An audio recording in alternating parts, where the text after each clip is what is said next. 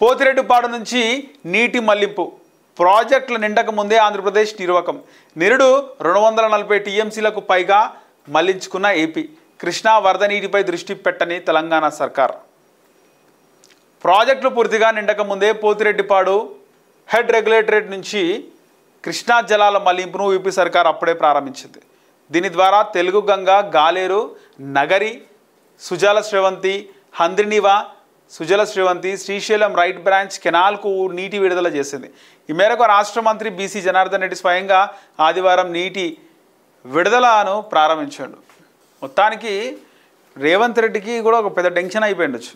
అంటే ఆంధ్రప్రదేశ్లో ముఖ్యమంత్రి చంద్రబాబు నాయుడు అయినప్పుడు అప్పుడు సంతోషించిండొచ్చు, కానీ ఇప్పుడు చూసుకుంటే పొద్దున్న లేస్తే అసలుకి చంద్రబాబు రేవంత్ రెడ్డి చీకండి ఒప్పందం ఇవే ఇలా కౌంటర్లకు మళ్ళీ రేవంత్ రెడ్డి సమాధానం ఎట్లుంటుందో నాకు తెలిసి. ఇలాంటి ఊరికి ఈ విధంగా టార్గెట్ చేస్తేనే ఆయన పదం పట్టుకున్నాడు కదా, బట్టలిప్పి కొడతా అని చెప్పేసి. అందరూ అనుకుంటారు అసలు ఈ బట్టలిప్పుడు ఫ్యాంటసీ ఏంది, రేవంత్ రెడ్డి ఎందుకు బట్టలిప్పి కొడతా, వేరే విధంగా కొట్టవచ్చు కదా, ఊకే బట్టలిప్పే కొడతా. మనం కూడా మహిళలు నిరసన చేసినారంట, మహిళలు అంటే మహిళా కార్పొరేటర్లు నిరసన చేస్తే ఆ క్యాంటీన్ అన్నపూర్ణ క్యాంటీన్కి ఇందిరమ్మ క్యాంటీన్ అని పెట్టిండు. సరే నిరసన చేసి దాంట్లో మహిళలు చాలామంది ఉన్నారు. మళ్ళీ రేవంత్ రెడ్డికి తెలుసో తెలియదో నిరసన చేస్తారా, ఇందిరాగాంధీ పేరు పెడితే నిరసన చేస్తారా, బట్టలిప్పి కొడితేనే మీకు ఇందిరాగాంధీ వాల్యూ తెలుస్తుంది, ఆమె విలువ తెలుస్తుంది. అంటే బట్టలిప్పి కొట్టాల్సిన అవసరం ఏముంది, వేరే వర్డ్ ఉంది కదా మాట్లాడాలంటే ఆయన.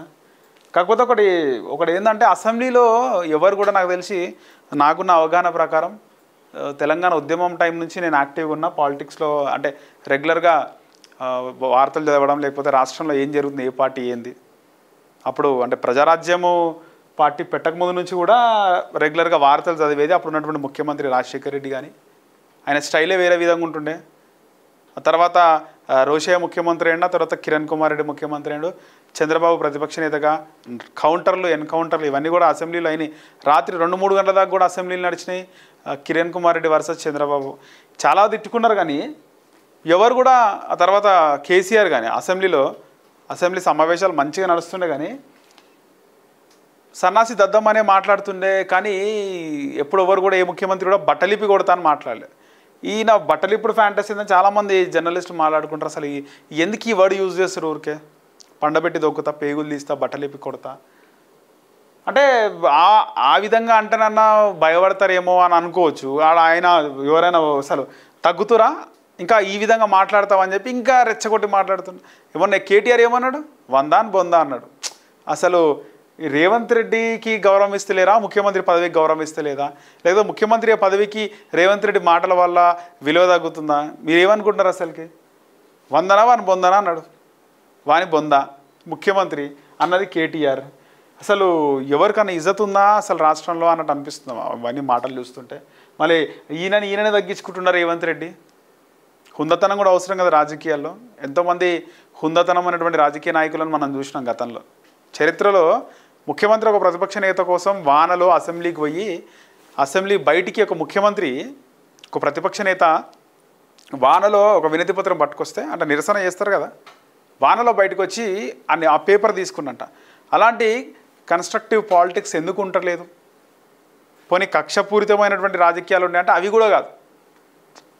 సరే అదన్నా కల్చర్ మారాలనుకోవచ్చు. ఇది అసలు తిట్ల కల్చర్. అదేదో అంటారు కదా సామెత, నిన్ననే పీర్ల పండుగ అయింది, ఊదు గాలేదు లేదు, పీరు లేచేది లేదు అని అంటాం కదా, ఎవరితోనదే చేతగాందో. సో ఇట్లా తిట్టుకోవడం తప్ప ఏం లేదు అసలు. ఈ విధంగా తిట్టుకోవడం ఏంది అసలు? ఎవరు తగ్గించుకుంటారు? ఈ బట్టలిప్పి కొడతా అనే వర్డ్ బంద్ చేస్తేనన్నా మంచిగా ఉంటుంది ముఖ్యమంత్రి.